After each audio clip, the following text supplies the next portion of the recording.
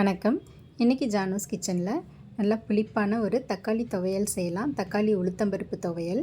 நான் ஒரு பேனில் 2 ஸ்பூன் அளவுக்கு நல்லெண்ணெய் சேர்த்துருக்கேன். அதில் ஒரு கைப்பிடி நிறைய வெள்ளை உளுந்து சேர்த்துருக்கேன். இதை மீடியம் ஃப்ளேம்லேயே வச்சு கொஞ்சம் செவக்க வர அளவுக்கு வறுத்துக்கலாம். கருகிடாமல் பார்த்துக்கணும். கருகுனா இந்த துவையல் டேஸ்ட்டு கெட்டு போயிடும். இப்போ நல்லா செவந்துருச்சு. இதில் காரத்துக்காக 10 வரமிளகாய் கிட்ட போட்டிருக்கேன். அது கூடவே 1 ஸ்பூன் அளவுக்கு தாளிப்பு வடகம் போட்டிருக்கேன். இந்த தாளிப்பு வடகம் போடுறதுனால இந்த துவையல் ரொம்ப டேஸ்ட்டாக இருக்கும்.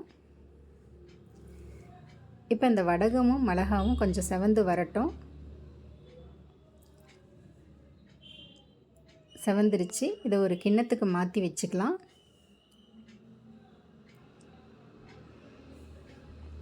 இப்போ அந்த பேன்லேயே இன்னும் கொஞ்சமாக நல்லெண்ணெய் சேர்த்துக்கிறேன்.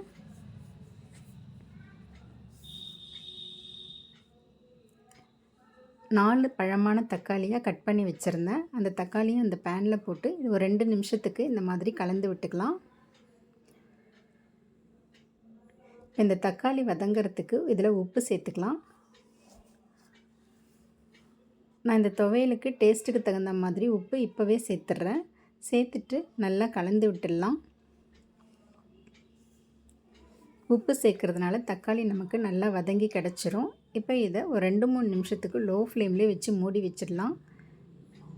இப்போ ஓப்பன் பண்ணால் தக்காளி எல்லாம் நல்லா மசிஞ்சு நல்லா வதங்கி வந்திருக்கும். தக்காளியும் நல்லா வெந்திருக்கும். நம்ம உப்பு சேர்த்து வதக்கிறதுனால இந்த மாதிரி நல்லா வெந்து கிடச்சிரும். இது கூட ஒரு சின்ன நெல்லிக்காய் சைஸுக்கு புளி சேர்த்து ஒரு வாட்டி கலந்து விட்டுறேன். இப்போ இது நல்லா ஆறட்டும். ஆறின பிறகு இதை மிக்ஸி ஜாரில் சேர்த்துக்கலாம். இந்த மாதிரி மிக்ஸி ஜாரில் சேர்த்துட்டு தண்ணி எதுவும் இதில் சேர்க்கக்கூடாது. நம்ம ஏற்கனவே வறுத்து வச்சுருந்த உளுத்தம்பருப்பு மிளகாயிலேருந்து வெறும் மிளகாவை மட்டும் எடுத்து அந்த தக்காளியோடு சேர்த்து கொஞ்சம் கோர்ஸாக அரைச்சி எடுத்துகிட்டு வந்துடுறேன்.